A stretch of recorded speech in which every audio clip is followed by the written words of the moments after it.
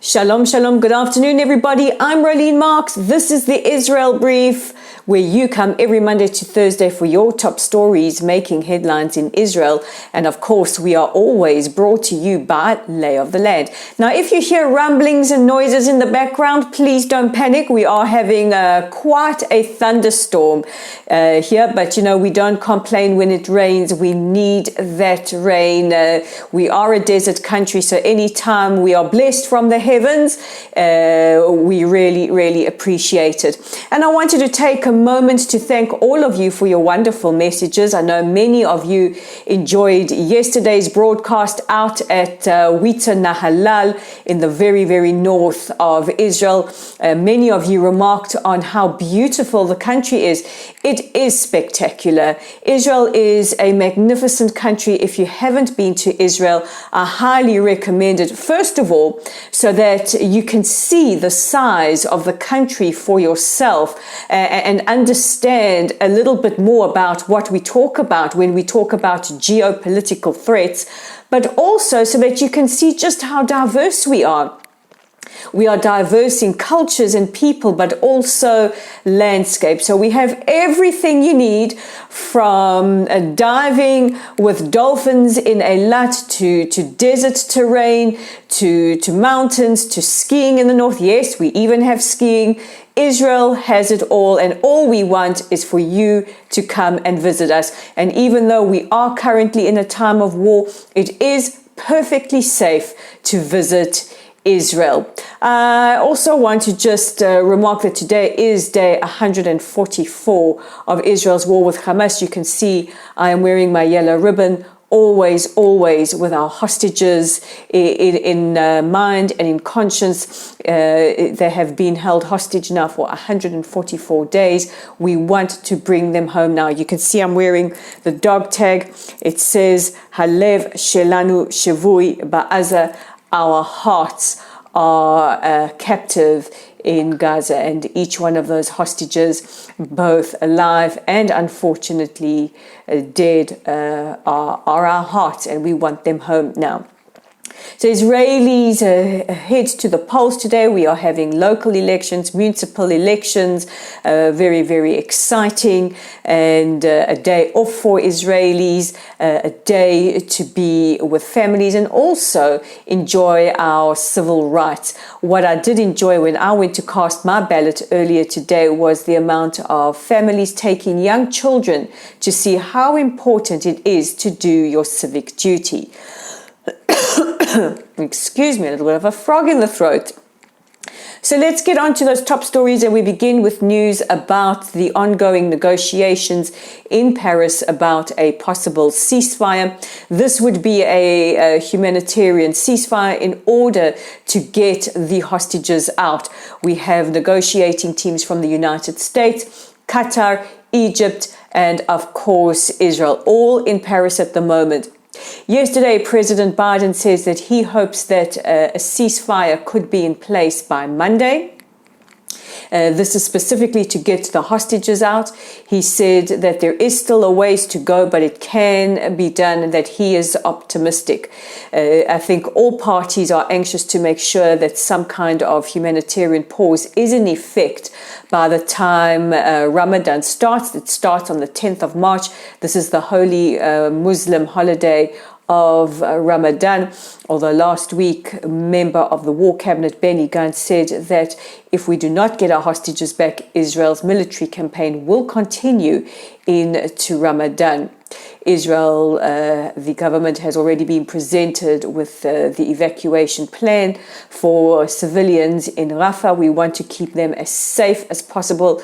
I know it's something the international media, countries like South Africa, are constantly accusing Israel of. However, keeping civilian casualties to an absolute minimum is a priority of Israel, as well as letting in that essential humanitarian aid. Again, I want to stress, Israel has said that there is no limit to the amount of humanitarian aid that we are letting into the Gaza Strip.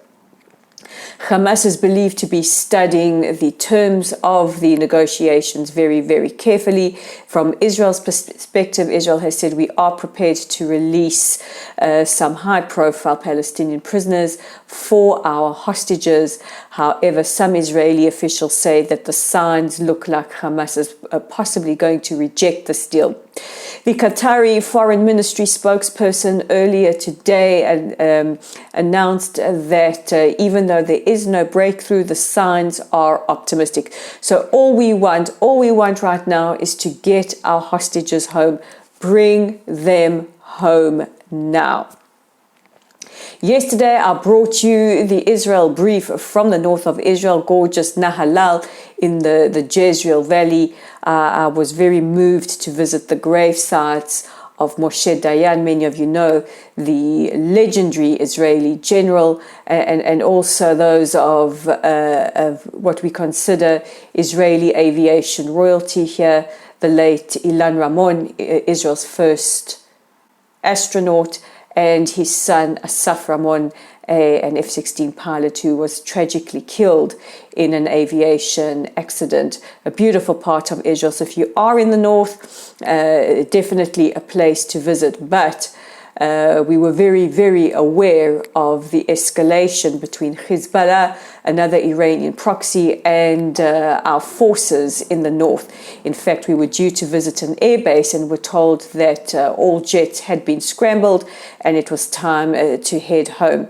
Hezbollah claimed to have fired over 60 rockets towards the Ramat Golan, towards the Golan Heights yesterday. And of course, there was also that drone incident I spoke to you about yesterday, when a drone was sent from Hezbollah into Israel, and Israel struck targets quite deep into Lebanese territory.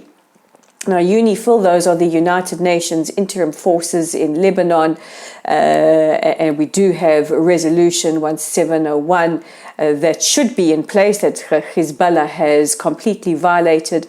They have said that the escalation is putting at risk any kind of political solution. And just a reminder to UNIFIL, their mandate is to ensure that Resolution 1701 is carried out and that Hezbollah stay north of the Litani River. Let's focus now on Gaza, and we still have ongoing fighting inside the Gaza Strip. The IDF revealed yesterday a 10-kilometer long tunnel that connects a hospital to the university. So we are seeing more and more this very, very sophisticated underground metro of tunnels that Hamas has built, and just how deep they are. And as our forces progress. Wow, I can't speak English today, guys. More and more is revealed. The IDF also revealed footage taken from a Hamas terrorist, which comes from the body cam, and reveals some weapons facilities, including RPGs and various anti-tank missiles. So we are getting a bird's eye view, and the IDF has been remarkable in ensuring that journalists have all this factual proof, not just written, but also the images and the footage. So there's no excuse for any journalist who is based here covering the war not to report factually. And finally, Palestinian Authority President Mahmoud Abbas has accepted the resignation of his Prime Minister Mohammed Shtayyeh, as well as the entire Palestinian Authority government. Now, the United States has demanded that the Palestinian Authority reform, that there are some significant reforms that are put into place, and they welcomed this mass resignation. What this means at the moment, we don't really know, whether it's cosmetic or whether the Palestinian Authority is very, very serious about reforms moving forward. But Israel and the United States are very skeptical about the Palestinian Authority and their governance, and they hold very little credibility amongst the Palestinian people as well. However, the Americans are very, very resolute that the Palestinian people should decide on their government. So those are our top stories making headlines. Guys, don't forget to check out our website at www.layoftheland.online. I see many of you have requested to receive our weekly newsletter. Thank you very much. And you can be in contact with us if you also want to be added via our website and also via our Facebook community at Lottel's site. Our YouTube channel is here at the Israel Brief. If you like this content, please subscribe by hitting the red subscribe button. And we're on X at Lay of the Land 5. I'm Rolene Marks, wishing you all a wonderful rest of your day. Stay safe, stay warm, and take care of yourselves and each other. I will see you again tomorrow. Bye for now.